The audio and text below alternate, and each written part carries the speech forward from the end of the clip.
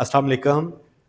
अगर आपके चेहरे पर ग्लो नहीं है, शाइन नहीं है, स्किन बहुत रफ लगती है, तो आज हम बात करेंगे हर्बल वाइटनिंग मसाज फेशियल की।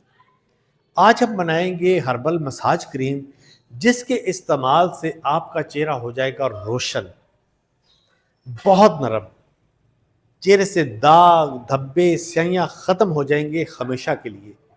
बहुत कारआमद रेमेडी है, बहुत ज़बरदस्त रेमेडी है और बहुत सारे लोग इसको इस्तेमाल करते हैं। यकीन जानिए, इसके इस्तेमाल के बाद आपको ज़िंदगी में कभी भी किसी पार्लर में जाने की ज़रूरत नहीं पड़ेगी। और जो लोग आज तक पार्लर में जाके फेशियल करवा रहे थे, वो भी भूल गए हैं जब से उन्होंने इस रेमेडी को, इस चीज़ को इस्तेमाल किया है। हम वक्त ज़ाया नहीं करते, आप नोट कर लें।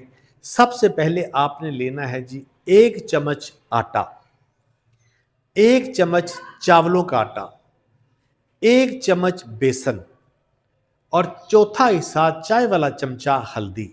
इसको आपस में आप मिक्स कर दें। मिक्स करने के बाद आपने इनके अंदर डालना है 1 चम्मच आलमंड ऑयल, 1 चम्मच ऑलिव ऑयल, चौथा हिस्सा चम्मच का कैस्टर ऑयल। इनको अच्छी तरह से मिक्स कर लें। फिर इसके अंदर आपने डालने हैं जी 2 अदद विटामिन ई के कैप्सूल। इसको अच्छी तरह से शामिल कर दें। 1 चम्मच आपने डालना है जी खीरे का रस और 1 चम्मच डालना है अपने टमाटर का रस। इसको भी अच्छी तरह से आपने इसको मिक्स कर लेना है।